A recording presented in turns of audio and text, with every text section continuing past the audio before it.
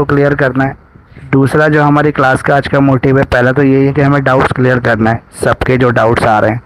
दूसरा हमारा जो मोटिव है वो है कि हम एक बार 7 सेमेस्टर का सिलेबस डिस्कस कर लें, क्योंकि इस बार 7 सेमेस्टर थोड़ा डिफ़िकल्ट सब्जेक्ट है, मतलब वैसे सब्जेक्ट वाइज टफ नहीं है, वैसे डिफ़िकल्ट है क्योंकि लेंथी कोर्स सिलेबस है इस बार आपका जो सिलेबस है।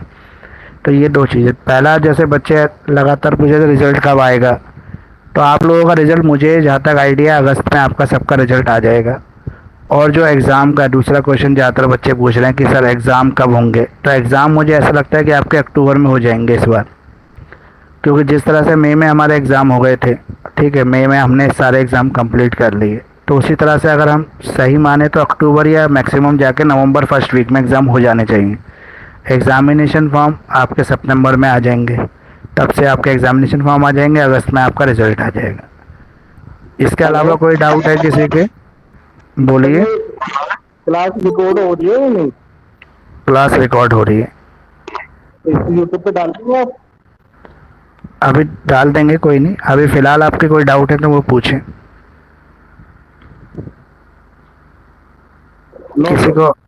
किसी को और कुछ पूछना हो, जैसे रिजल्ट के बारे में मैंने आपको बता ही दिया कि नेक्स्ट मंथ अगस्त में आप सबका रिजल्ट आ जाएगा, किसी भी सेमेस्टर का है वो सारे आ जाएंगे जो अब की बार आपने दिए एग्ज़ाम, उसके रिजल्ट आपके अगस्त में आ जाएंगे। दूसरा आपका डाउट था कि एग्ज़ाम कब होंगे, तो एग्ज़ाम आपके अक्टूबर में होने के चांसेस हैं, बहुत डिले हुए तो आपके नवंबर फर्स्ट वीक में हो जाएंगे एग्ज़ाम शुरू। एग्ज़ामिनेशन फॉर्म सितंबर में आ जाएंगे आपके, सितंबर से एग्ज़ामिनेशन फॉर्म भरने शुरू हो जाएंगे।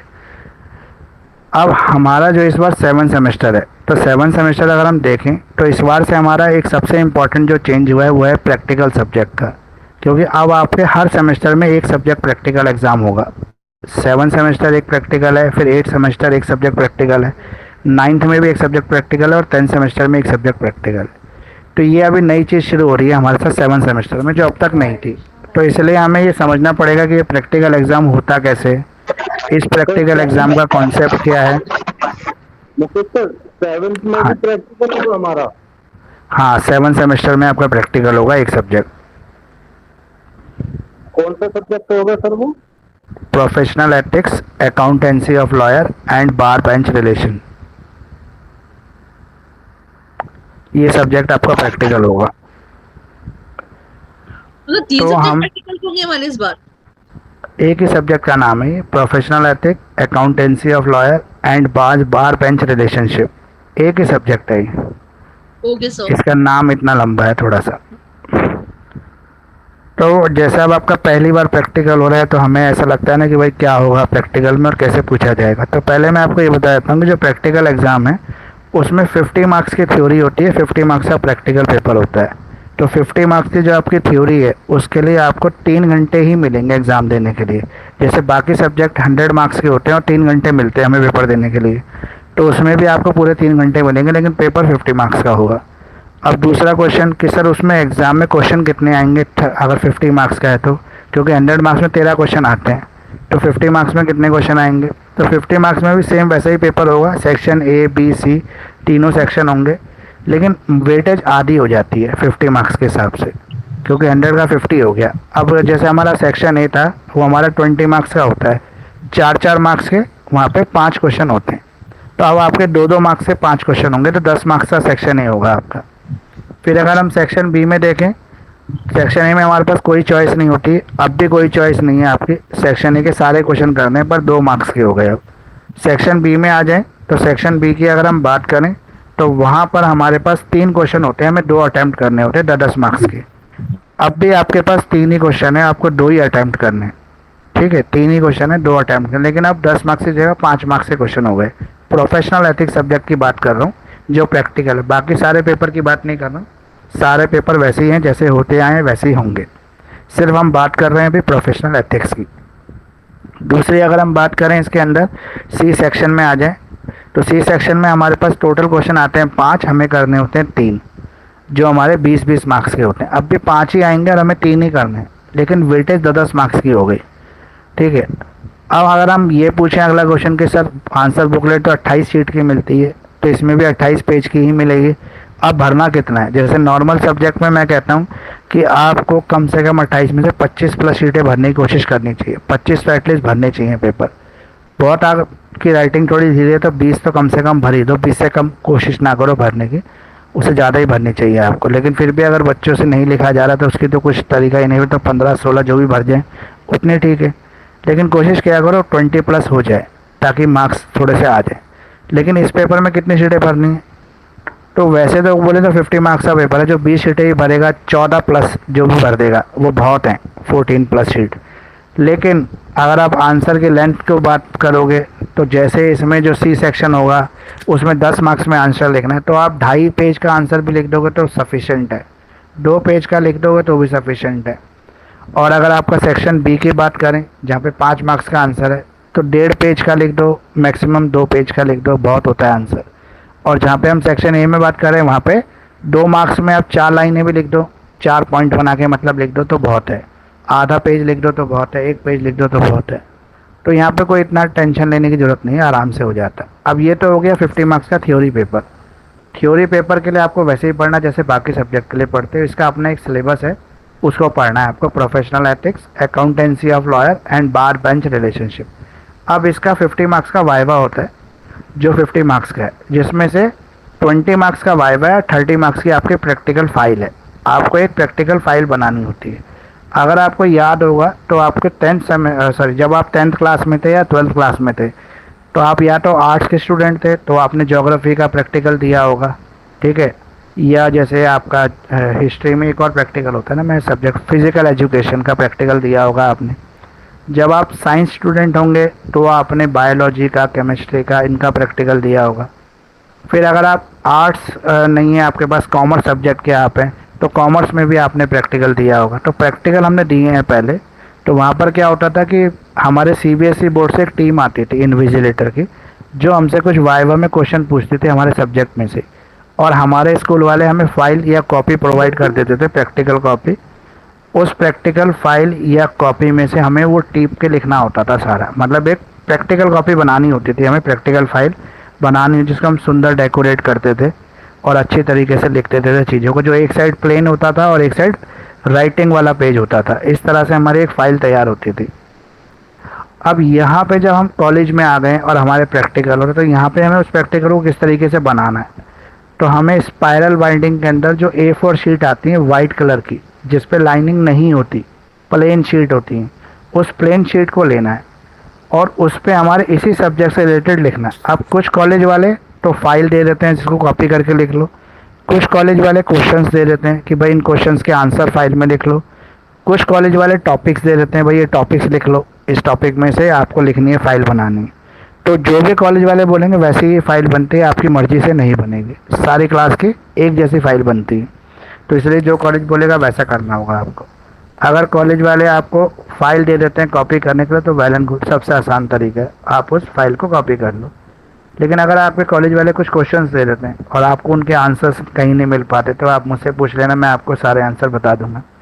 अगर कॉलेज वाले आपको टॉपिक देते हैं, आपको आइडिया ना हो टॉपिक से फाइल कैसे बनाएंगे, तो आप मुझसे पूछ लेना, मैं आपको बता दूंगा कि टॉपिक पे फाइल कैसे बनाई जाती है, ठीक है। अब फाइल जब हम बनाएंगे तो स्पाइरल शीट लानी है, हमें A4 शीट लानी है, A4 शीट प्लेन वाली, और कोशिश करनी है कि मोटी शीट लें।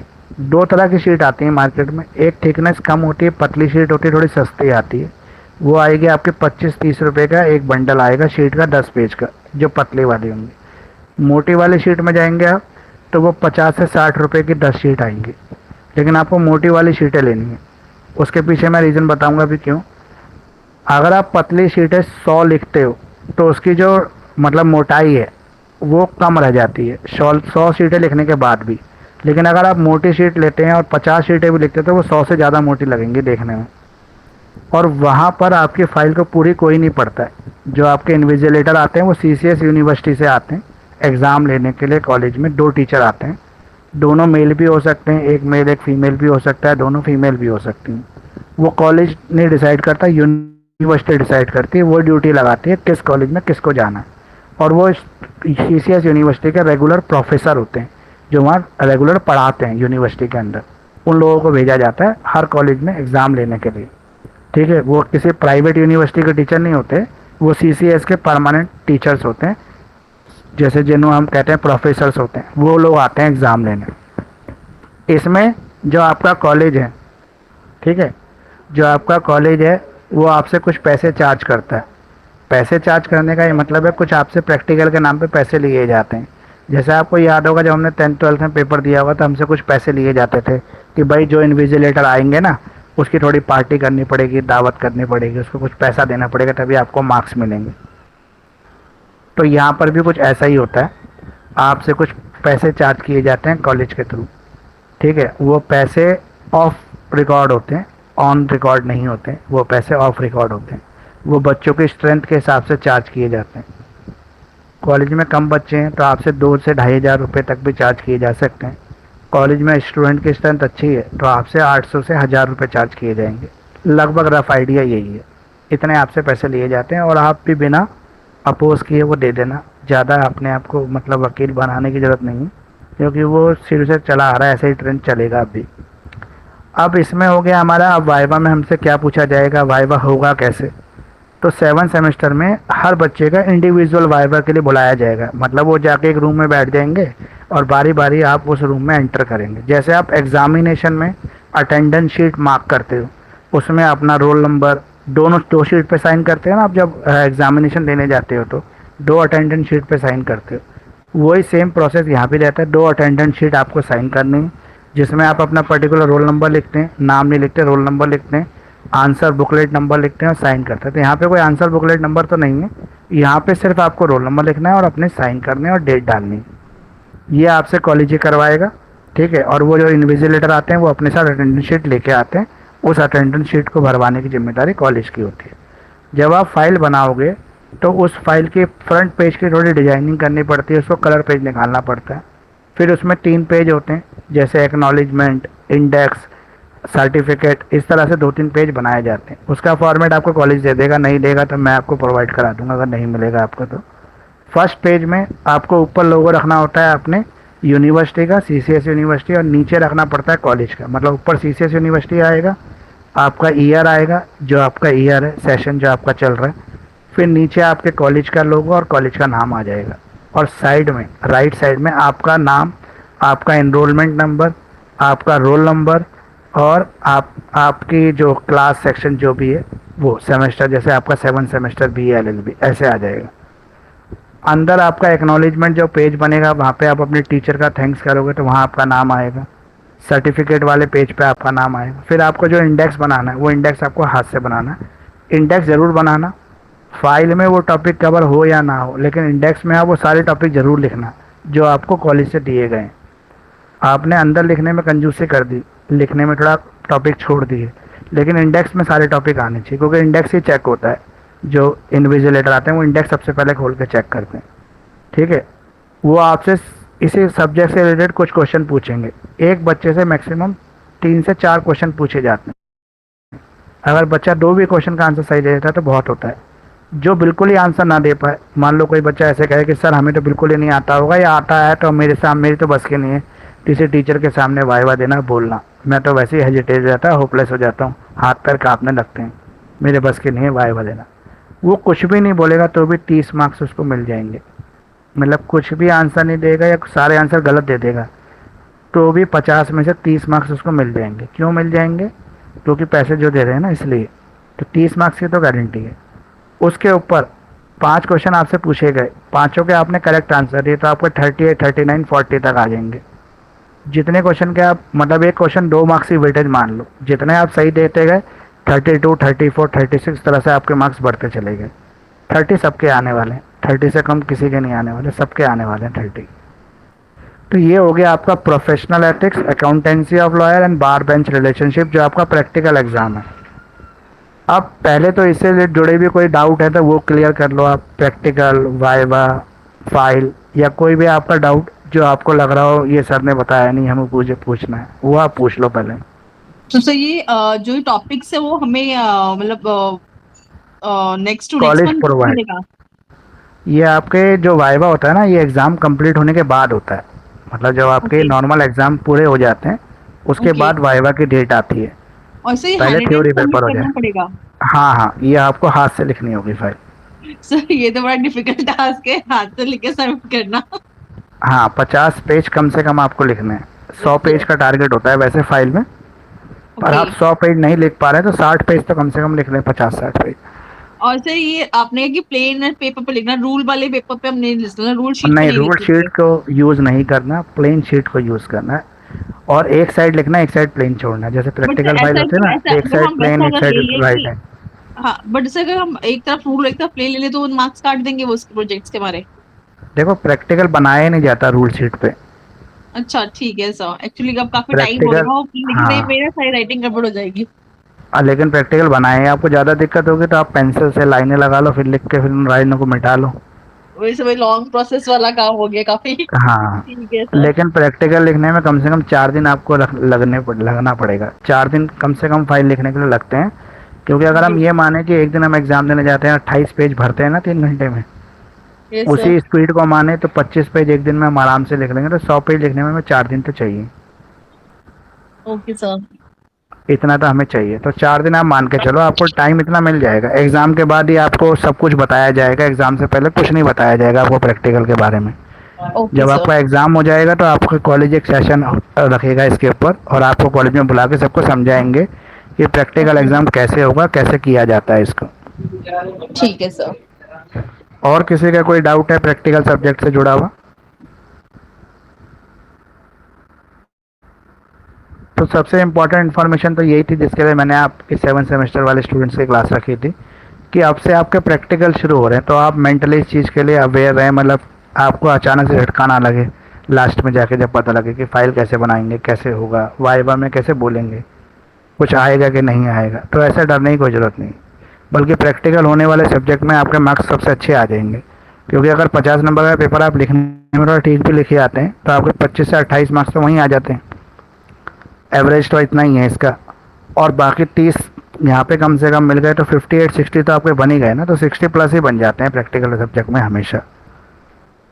अब अगला जो क्वेश्चन है इस सेमेस्टर का वो ये है कि हमारे पास 2 सब्जेक्ट में चॉइस है, insurance law and accident claim, criminology and penology. ये 2 सब्जेक्ट में चॉइस है हमारे पास। तो बहुत सारे स्टूडेंट का ये भी डाउट रहता है, सर हम कौन सा सब्जेक्ट लें, क्रिमिनोलॉजी पीनोलॉजी लें, इंश्योरेंस लॉ एक्सीडेंट क्लेम लें, क्या लें? तो आप सब लोगों ने अभी तक तो डिसाइड कर ही लिया होगा कि भई हमें क्या लेना है। तो आप लोग क्या लेने वाले हैं सब? सर फ्रैंकली स्पीकिंग मैंने कुछ भी डिसाइड नहीं है कि भी लेना क्या है सर, मैंने सोचा भी नहीं अभी इस बारे में तो। अच्छा, और बाकी लोग, बाकी किसी ने भी कुछ नहीं डिसाइड किया अभी तक?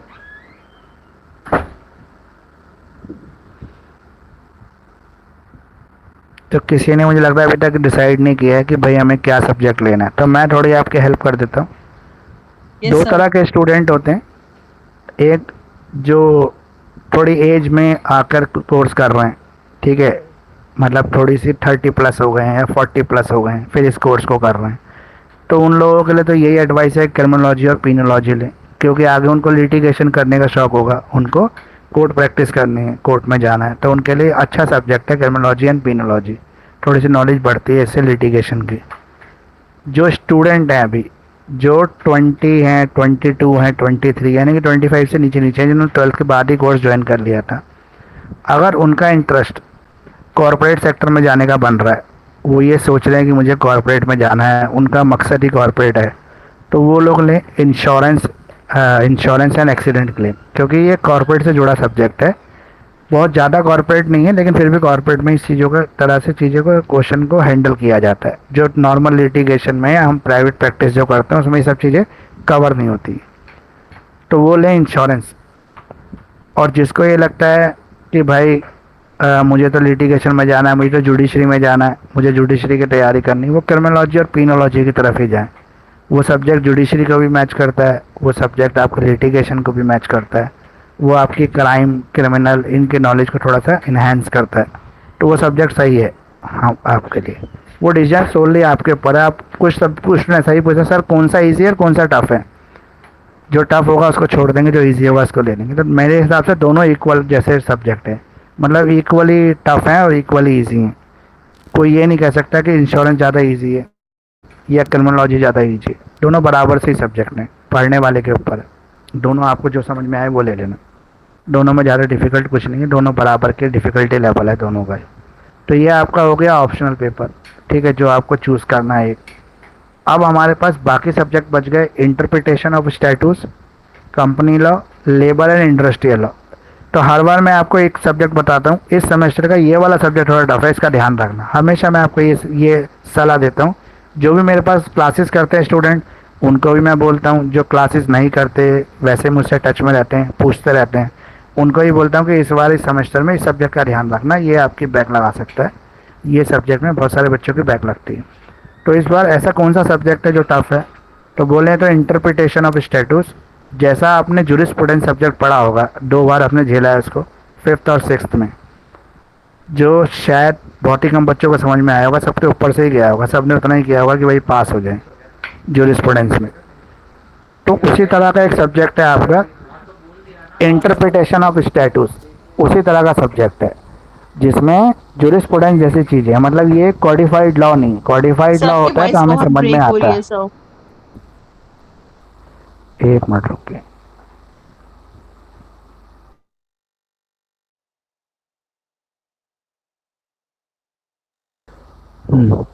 अब ठीक है, अब आ रही है आपको आवाज़? Yes sir. तो जैसे मैं आपको ये बता रहा था कि इंटरप्रिटेशन ऑफ स्टैट्यूट सबसे टफ सब्जेक्ट है इस बार का आपका, जो समझने में थोड़ा सा डिफ़िकल्ट है। समझने में डिफ़िकल्ट इसलिए क्योंकि इसमें भी जूरिस्प्रूडेंस जैसी लैंग्वेज है। अगर हमारा कोई कॉडिफाइड लॉ होता है ना, तो हमें समझने में ईजी रहता है। जैसे हमने आईपीसी पढ़ा, कॉन्ट्रैक्ट पढ़ा, ठीक है, हिंदू लॉ पढ़ा, वो हमारे कॉडिफाइड लॉ थे, हमें आराम से समझ में आ रहे थे। लेकिन ये अनकॉडिफाइड जो चीज़ें होती हैं ना, ये इंटरप्रिटेशंस होती हैं, किसी ने बताई गई बातें, डेफिनेशन, बड़े बड़े लोगों की बड़ी बड़ी बातें, तो वो समझने में थोड़ी डिफ़िकल्ट लगती हैं। तो उसी तरह का ये सब्जेक्ट है, पर इतना भी टफ नहीं है कि आप इसको लेके ज़्यादा टेंशन ले लो। पढ़ने की चीज़ें थोड़ा एक्स्ट्रा केयर करने की ज़रूरत है बस। उसके बाद जो हमारे 2 सब्जेक्ट बचते हैं, लेबर एंड इंडस्ट्रियल लॉ और कंपनी लॉ, ये दोनों सब्जेक्ट थोड़े से लेंथी सब्जेक्ट हैं, जिनको आपको जल्दी शुरू कर लेना चाहिए। मेरी एडवाइस ये है कि अगर जैसे अभी तक आपने पढ़ाई शुरू नहीं की है, तो अभी आप पढ़ाई शुरू कर दो लेबर लॉ से, लेबर और इंडस्ट्रियल लॉ से आप पढ़ाई शुरू करो, क्योंकि ये सबसे लेंथी सब्जेक्ट है। अगर आप इसका सिलेबस देखोगे, देखो मैं इसका सिलेबस दिखाता हूँ अभी आपको स्क्रीन पर, कि लेबर और इंडस्ट्रियल लॉ ऐसा सब्जेक्ट है जिसके अंदर कितने सारे एक्ट कवर हैं, मतलब एक सब्जेक्ट में कितने एक्ट कवर हैं। ये आपका लेबर और इंडस्ट्रियल लॉ का सिलेबस है, जो आपको दिख रहा होगा आराम से।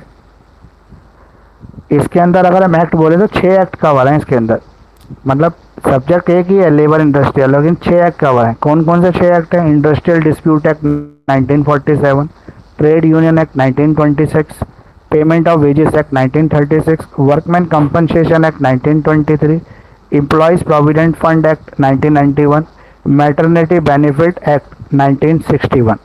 ठीक है, इसके अलावा भी इसके अंदर है, जैसे चाइल्ड लेबर प्रोहिबिशन एक्ट, वो भी इसी के अंदर है। Employees pension and provident fund वो, और एम्प्लॉय स्टेट इंश्योरेंस एक्ट, वो भी इसी के अंदर है। तो 6-7 एक्ट एक ही सब्जेक्ट के अंदर है, तो इसमें बहुत टाइम लगता है पढ़ने में भी और पढ़ाने में भी और करने में भी। तो आप इसी सब्जेक्ट से अपनी पढ़ाई शुरू कर दो, लेबर इंडस्ट्रियल लॉ से ही पढ़ाई शुरू करो।